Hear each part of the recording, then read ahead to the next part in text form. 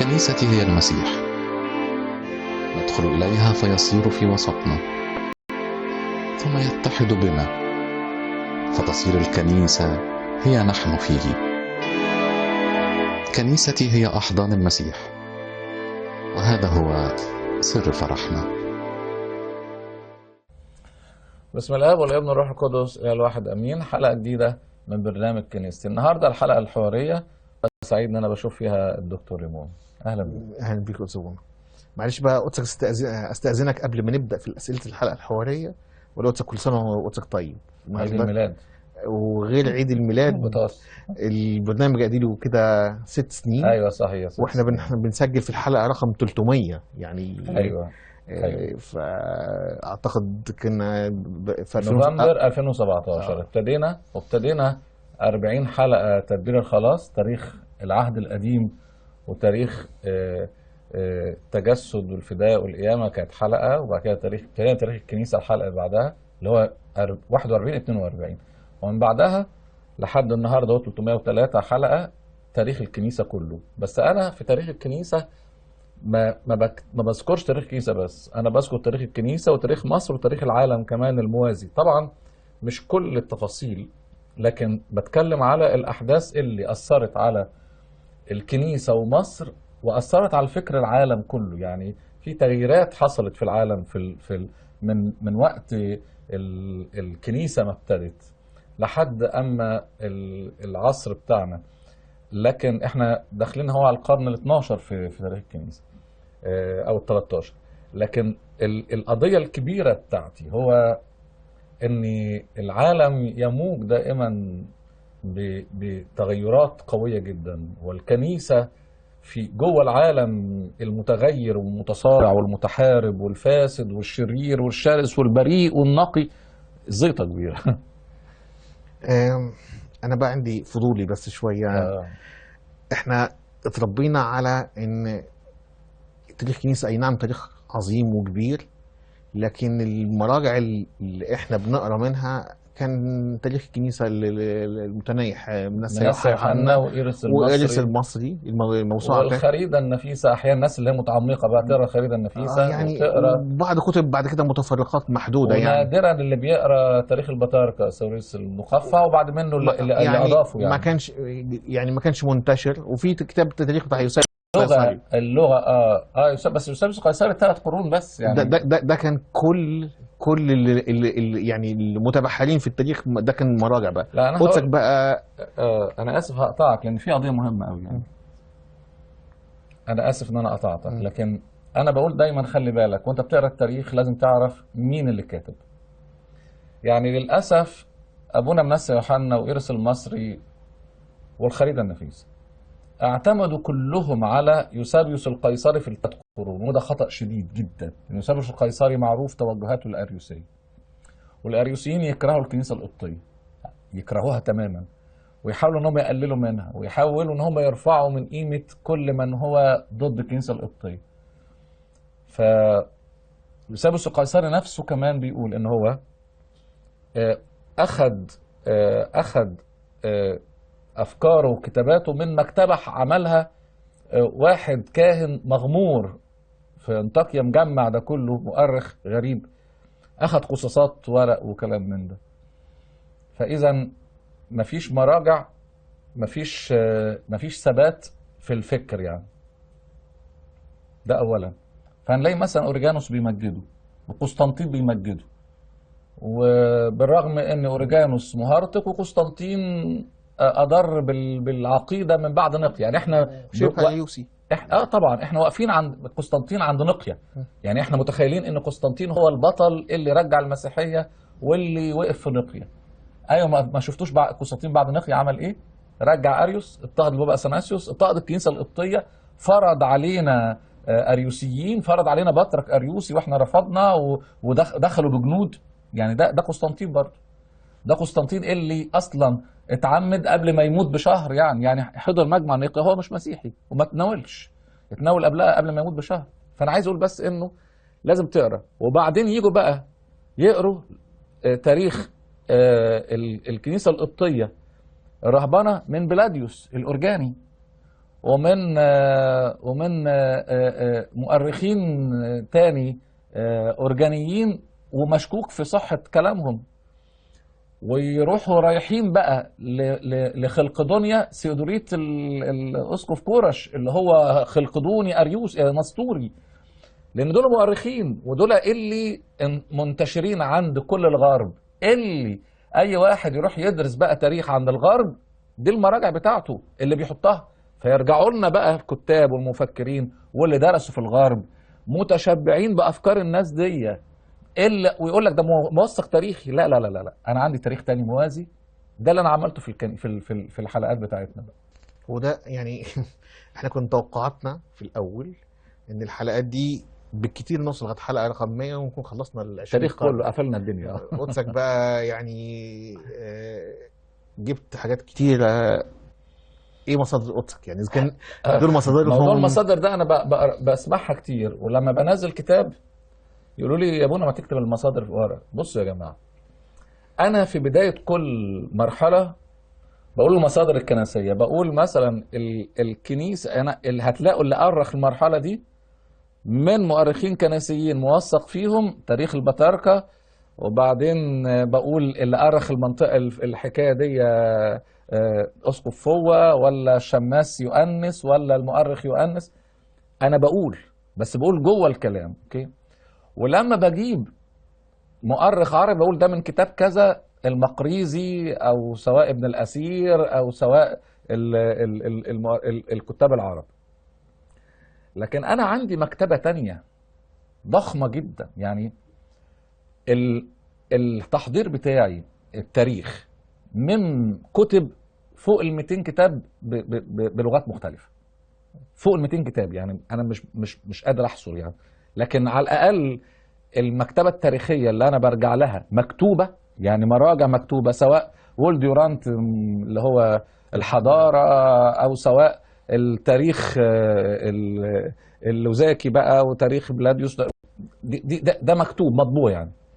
لكن انا عندي مكتبه اخرى مخطوط بردي ومخطوطات مختلفه انا اقتنيتها بالشراء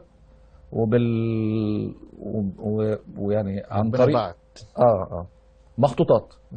لكن عندي مكتبه ضخمه بقى مايكروفيلم. أنا عندي كل مخطوطات ما يخص الكنيسة القبطية والتاريخ القبطي وتاريخ العالم. مكتبة باريس، المكتبة الفاتيكانية، الكونجرس، مكتبة بدون ذكر بقى يعني، دي كلها عندي على مايكروفيلم. وأنا أعتقد أنت لما جيت مرة قلت لي انك بتدرس دراسات عليا ومزنوق في مخطوطات، انا قلت لك خد الهاردات دي فيها كم مخطوطات على مايكروفيلم وابقى رجعها بقى. بس احنا قلت كمان عندك مجموعه مورجان اللي هي عندي مجموعه مورجان كامله، ودي مجموعه قيمه للغايه للمهتمين بالطقوس الكنسيه، الطقوس والامور الكنسيه. فانا عندي على مايكروفيلم يكاد اكون مكتبات العالم كله عندي على مايكروفيلم بلغات مختلفة، قبطي ويوناني وعربي، وطبعا في انجليزي.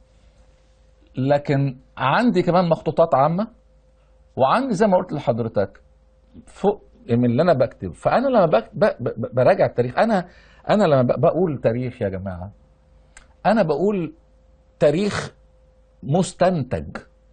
يعني زي ما قلت لحضرتك، انا ما بصيت ليوسابيوس القيصري وزنت في نفس الوقت المخطوطات القبطيه اللي اتكتبت في نفس الوقت ده، رسائل الاباء البطاركه ديونيسيوس والبابا اثناسيوس والقديس كيرلس، ووزنت كمان التاريخ اللي كتب عننا من غربيين انقيه وامناء في المرحله دي، وقلت الراجل ده قال كلام مش مظبوط.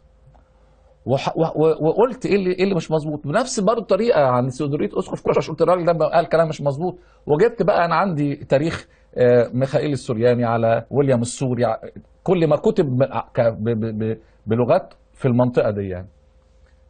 انا بقرا موازي واستنتج. الحلقه اللي تلت ساعه ولا نص ساعه دي يكاد يكون كل سطر اتاخدت من مراجع كتيره وغربلتها. عشان كده يعني المستمع يظن انه ده تحضير، لا ده بحث، كل حلقه بحث. الحلقه الواحده يا ريمون بتاخد مني مجهود توثيق تاريخي ما بين 25 ل 35 ساعه متواصل، طبعا متفرقه على ايام يعني، بس الحلقه بتاخد كده. ايه اكتر حاجه قدسك جبتها من مخطوطات، او يعني واتفاجئت بيها، قدسك اتفاجئت بيها؟ التاريخ كله مفاجآت، التاريخ كله معكوك. ما هو انت عندك مين اللي كتب عننا؟ الاصوات الصادقه هي الاصوات القبطيه اللي اتداس عليها. انت بتتكلم في كنيسه مضطهده تاريخيا وفكريا. يعني يعني يعني بيحاولوا ان هم من الاريوسيين بمساعده الاباطره انه يبينوا الكنيسه القبطيه دي مش مظبوطه، وبعد منها الخلقدونيين بمساعده الاباطره والغرب يبينوا كده. تعال بقى على العرب بقى، حدث ولا حرج. انت بتقرا اساطير عننا وبتقرا اساطير في التاريخ. يعني قلت انا قبل كده ان العرب كتبوا ان لما دخل عمرو بن العاص 70,000 راهب طلعوا يستقبلوه يقولوا له يعني اهلا بيك. كلام ما يتخش الدماغ. 70,000 راهب ازاي ويجوا منين وازاي وجمعوا ازاي؟ وانا تجمعوا وراحوا فين؟ يعني هو دخل العريش ما كانش فيها تجمع رهباني في لا بيقولوا بعد ما قعد في يعني قصص كلها اساطير. فانت عشان تغربل الكلام ده المجهود الاعلى الاكتر يعني.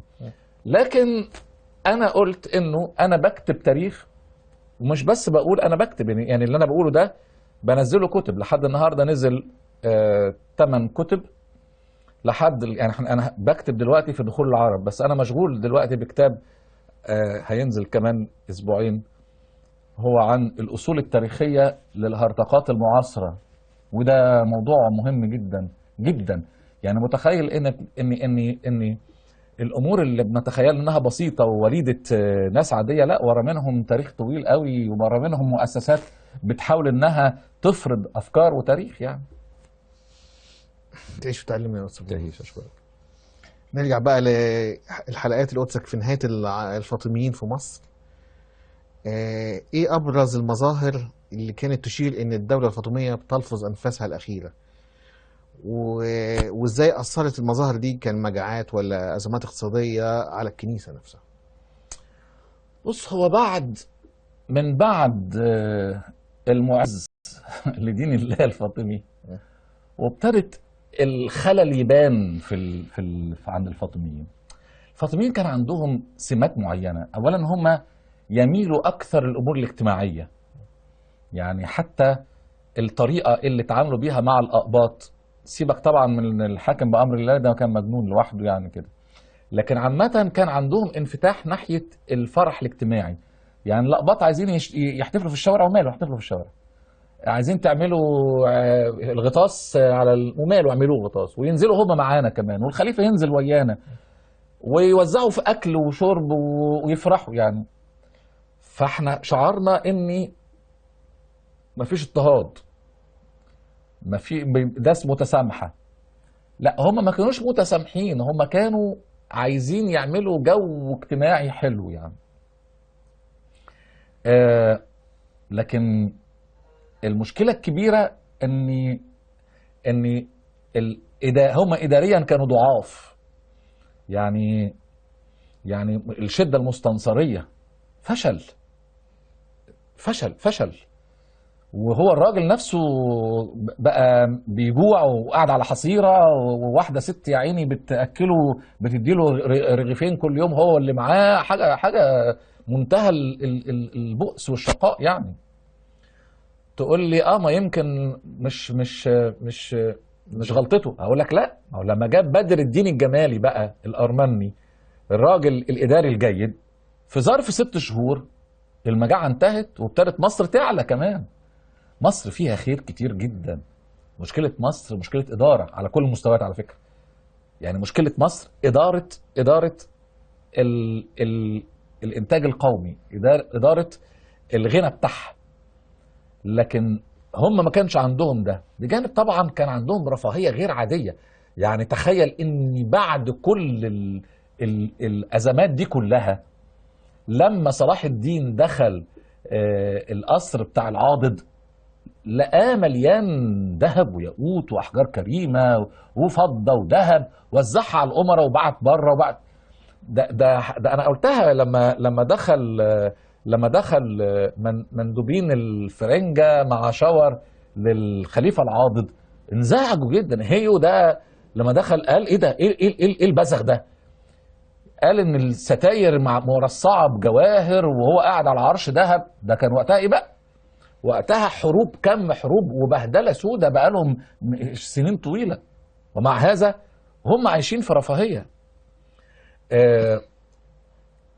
لكن الفاطميين كمان ما قدروش ان هم يكون ليهم ظهير شعبي. نتيجة ايه بقى؟ انا دايما بقول استقرار مصر المعادلة بتاعتها الجيش. طول ما انت عامل جيش وطني وجيش منتمي لمصر، مصر واقفة على حيلها. التاريخ كله يقول كده. يعني من اول ما بسمتك الثاني القرن الخامس قبل الميلاد دخل مرتزقة يونانيين ودخل مرتزقة من ليبيا، قبائل ليبيا، مصر ابتدت تقع. والفرس دخلوا وبعديهم اليونانيين، المرتزقة اليونانيين باعوا مصر، دخل اليونانيين، وبعد كده البطالمة، وقعنا. وبرضو الفاطميين عملوا جيش كله اغلبيته اجنبي. يعني الكتيبه السودانيه دي بهدلت مصر، والكتيبه التركيه دي فتره فترات كانت هي اللي بتتحكم في كل شيء، وهي اللي عملت تغييرات كتيره قوي في السياسه المصريه. فمتخيل جيش شويه منه ارمن، وشويه منه اتراك، وشويه منه من سودانيين، وشويه منه برضه قبائل عربيه. مفيش انتماء للبلد، في انتماء للفلوس، في انتماء مين يدينا. والمماليك الفتره كلها حكم المماليك ده بعد كده بقى بعد كده المماليك كلهم من بره. لكن انا اقصد انه الضعف ده المعادله فيه الجيش. يعني هو انت متخيل ان الفاطميين وقعوا ازاي؟ ان جم ملك اورشليم في صراعه مع نور الدين على مصر، كل واحد عايز ياخد مصر. مصر كانت مستباحه، الجيش ده يخش يحط ايده على مصر، وبعدين الشاور يروح يقول لنور الدين طب ما تيجي، يخش نور الدين يطرد الفرنجة، وبعد كده يخش نور الدين فشاور يقول له ما تيجي بتاع اورشليم. متخيل؟ بيستدعي دايما قوة خارجية علشان ينقذ ملكه هو بس. لدرجة ان مرة من المرات شاور ده حرق الفسطاط علشان جيش اورشليم ما يقعدش، فحرق البلد. فلازم تقع، طبعا لازم تقع. في الفترة الأخيرة دي، في أواخر الفاطميين، في عهد البابا يؤنس الخامس، حصل مشكلة وخلاف كبير على إضافة كلمة المحيي، يعني وفي الاعتراف بالجسد المحيي. والقصة دي بدأت باعتراض رهبان دير أبو مقار على الإضافة ديت. القصة بقى قدسك كده تدينا بس فكرة عنها. والسؤال هو الاعتراض كان عن المعنى اللاهوتي ولا على فكرة الإضافة في حد ذاتها مرفوضة؟ الاثنين. أولا ده في عصر الدرغام، اللي هو كان بعد كده صراع بينه وبين شاور على الملك، وفات البابا يؤنس الخامس. الفكرة إني في الأمور الطقسية الكنيسة ما بترتاحش إن أي حد يغير حرف في الليتورجية. ليه بقى؟ لأن الليتورجية دي مش على المزاج. الليتورجية دي هي الوعاء الإيماني التعبدي اللي الكلمة فيه خطر تلعب فيها. ليه بقى؟ لأن هذا الإيمان الذي نعلنه هو الذي به نستدعي قوة الأسرار. يعني إيه؟ يعني لو واحد وقف وغير جمل في السر وقال مثلا يعني المسيح انت هو المسيح الانسان الذي منفصل عن طبيعته اللاهوتيه. انت بتستدعي حد تاني خالص، بتقول على حد تاني خالص. لا يتم السر، لا يتم السر. ليه؟ لانك الايمان اللي انت بتقوله ده مش المسيح ده. فهمت؟ فخطوره كده الكنيسه قالت لا، مفيش حد يلعب في اي لفظ. ما اصل انت عندك مشكله كبيره ان ليس كل من يقف على المذبح له عمق لاهوتي كبير. في ناس بسيطه، فما تقولش اللي في دماغك، ما تقولش حد قاله لك. المشكله بقى في الاعتراف الاخير ده هو اللي فيه الايمان. يعني احنا الاعتراف الاخير ده هو اعتراف الايمان. المسيح اللي على المذبح ده مين اللي احنا بننادي بيه؟ وكانه اعلان المسيح المعنى هو ذا كان معنى هذه المائده عمانوئيل، اللي هو مين بقى؟ بنقول اعتراف. فالمجموعه دي جت عند جسد، هذا هو جسد المسيح الذي اخذه من العذراء، قالت جسد محيي. تقول لي اقول لك بس دي المشكله الاولى، ان كان لازم انهم يقترحوا على البابا وعلى المجمع المقدس يدرس اللفظ. فالبابا كان عنده حق، وبتوع دير المقر عندهم حق، قالوا ما حدش يضيف يعني. لكن المشكله كانت في ايه بقى؟ ان مفهوم الجسد المحيي خارج الطبيعه الواحده معناها ايه؟ الناسوت تأله. اهو بره اتحاد اللاهوت بالناسوت، يبقى الجسد المحيي ده جسد يحمل صورة إلهية. فاللي كانوا بيعترضوا من بتاع دور المقار قالوا لا، خلي بالك، انت كده بتتكلم على ان في تأله للطبيعة الإنسانية خارج الطبيعة الواحدة، لأنك بتتكلم على الجسد. لكن لو بصيت لها من ناحية تانية بقى، ان هذا هو الجسد المحيي لأنه لاهوت متحد بالناسوت بغير اختلاط ولا امتزاج، تمشي طبيعة. فعلى حسب انت بتقولها من انهي وجهة نظر. لكن في السياق بتاع الاعلان الايماني، ما احنا بنقول لاهوت لم يفرق ناسوته لحظه واحده ولا طرفه عين، فيبقى تمشي كلمه الجسد المحيي. هم بقى بتوع المقار يعني كانوا في الفتره دي بيشعروا ان الكنيسه كلها يعني ما فيش علم كبير، هم بس اللي يحتوي، لان هم المدرسه الاسكندريه اللاهوتيه اتنقلت عندهم. في فتره كبيره كان مقر مش بس المدرسه، مقر الكنيسه كلها البطرك كان وقتها مطرود من اسكندريه في الصراعات الكبيره قوي، فكان قاعد عندهم. هم كانوا بيحسوا ان هم اصحاب العلم يعني، فاعترضوا. لكن البابا لما عمل المجمع ناقش الفكره، وكان في علماء لاهوت كتير في العصر ده قالوا لا، الاعلان اللاهوتي اللي بيتقال ده بيتقال بعد ما قلنا لاهوته لم يفترق عن ناسوته، اذا الجسد المحيي في الطبيعه الواحده. نيجي بقى القصه مؤثره خالص في الفتره دي، قصه الراهب بشنون المقالي اللي استشهد على ايد درغام يعني. القصه يعني في ايه الظروف اللي تسببت في القصه دي في استشهاد. وعاوزين قدسك بقى تكلمنا عن اكتشاف جسد القديس بشنونة اللي تم في اثناء انا يعني كان ليا النعمه وبركه ان انا خدمت في ابو سرجه ورممتها، وجسد بشنونة انا شلت منه الكسوه عشان كان هو يعني حاطينه في حاجه ضخمه جدا، فانا كنت عايز اعرف يعني اللي جوه ايه بالظبط يعني.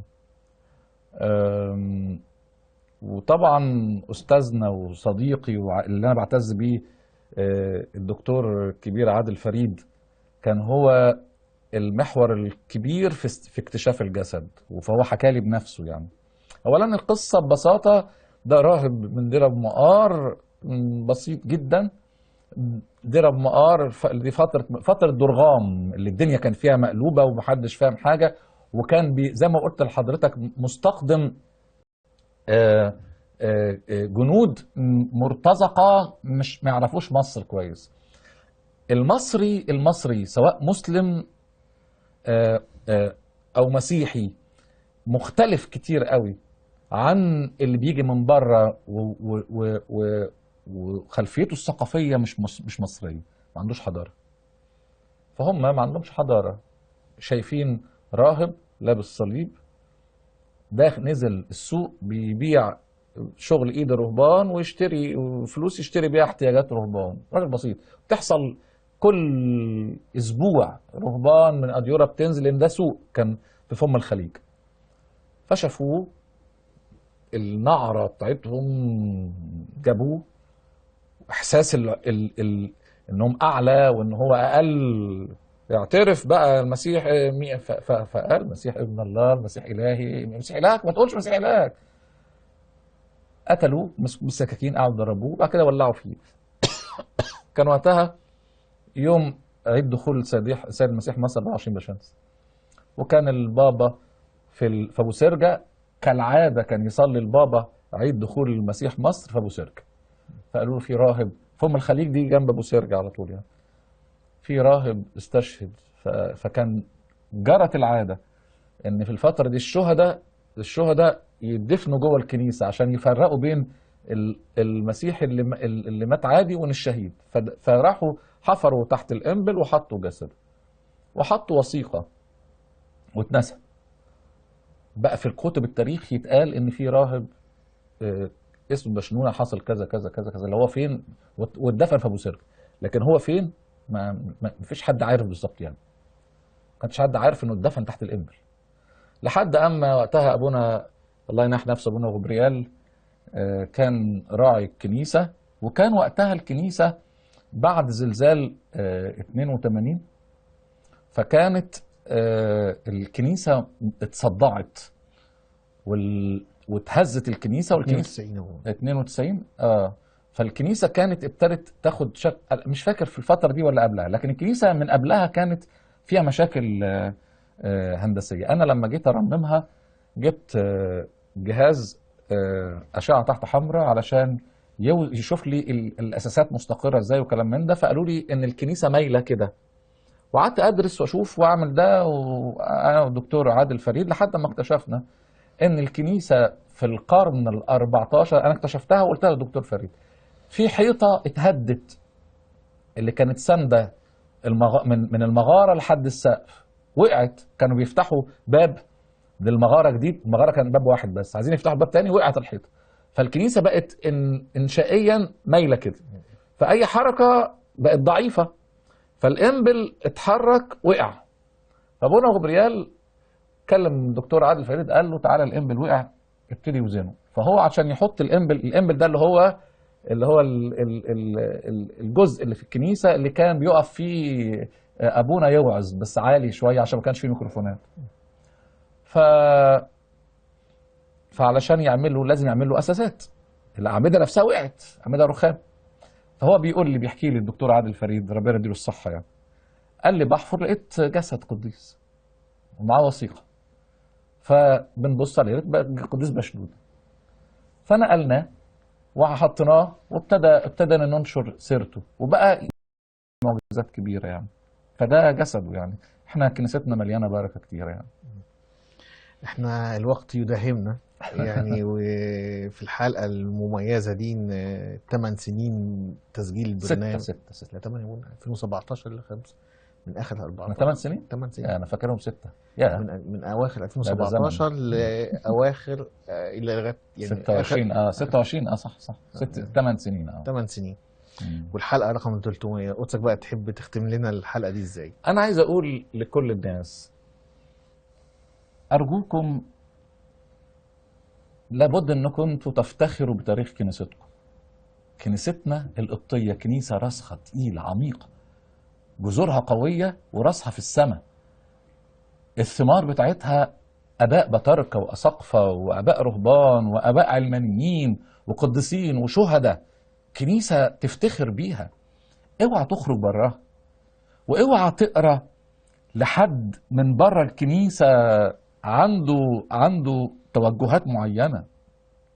عايز تفهم الكنيسه اقرا من اباء الكنيسه، عايز تعرف التاريخ اعرفها من اباء الكنيسه. نحن المسيحيون لنا ان نفتخر بان المسيح في وسطنا دائما، وانه يأخذنا في أحضانه إلى المجد دائما. لإلهنا كل المجد والكرامة الأبد. كنيستي هي المسيح، ندخل إليها فيصير في وسطنا، ثم يتحد بنا، فتصير الكنيسة هي نحن فيه. كنيستي هي أحضان المسيح، وهذا هو